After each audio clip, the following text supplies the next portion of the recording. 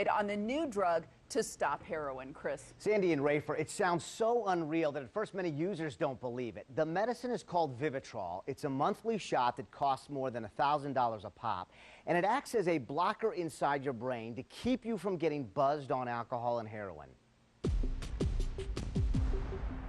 Yeah, I remember somebody telling me about it, that it was a blocker, and I'm like, right, there's no such thing, you know? It's not even possible. Brittany Gilliam is a living billboard for Vivitrol. I feel like it just flipped a switch in my brain. Tattoos now mark her journey. IHH for I Hate Heroin. She says she's now 4 years clean. When she first started Vivitrol, she did not believe it would block her from getting high. I got some heroin, and I thought, I'm gonna see if this really works, you know?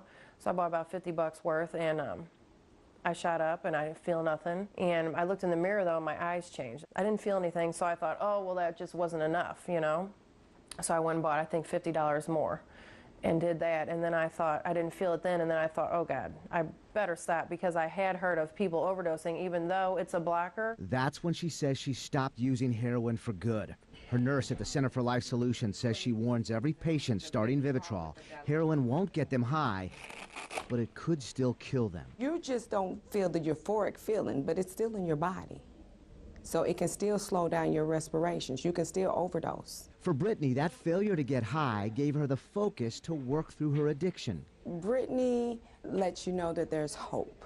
How are we doing? The city of St. Louis, through its drug court, is giving defendants the shot for free. We are on a cutting edge, but this is just the beginning. Commissioner Jim Sullivan told us the courts began working with Vivitrol several years ago after a defendant turned up dead. 4 days after she was released, her new body was found in a dumpster in South St. Louis. She died of a heroin overdose, and she made a bond, and so we tried to figure out what we could do. If this person had been in drug court, she was not in drug court, but if she had been in drug court, what could we have possibly done to assist? He says he's heard users describe Vivitrol wiping away thoughts of heroin, even stopping cravings that hit some users when they sleep. And so the intensity of those dreams are actually reduced based upon what I've been told. Vivitrol is similar to the medicine Narcan, which is used to wake heroin users who are dying.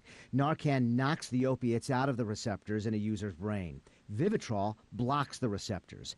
The toughest part for some users who want to try it, they have to be clean for at least 1 week before they can get their first Vivitrol shot. It was not fun, but I knew that there was, you know, a brighter side, that there was something else better that was going to make me feel better.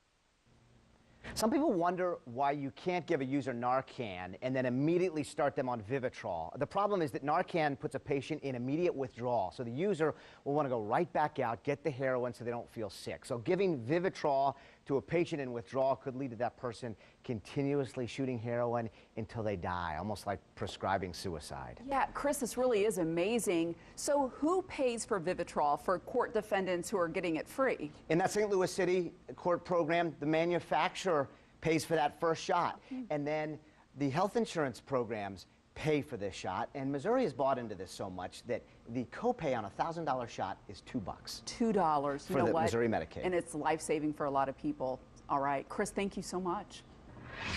New tonight, Missouri Governor Jay Nixon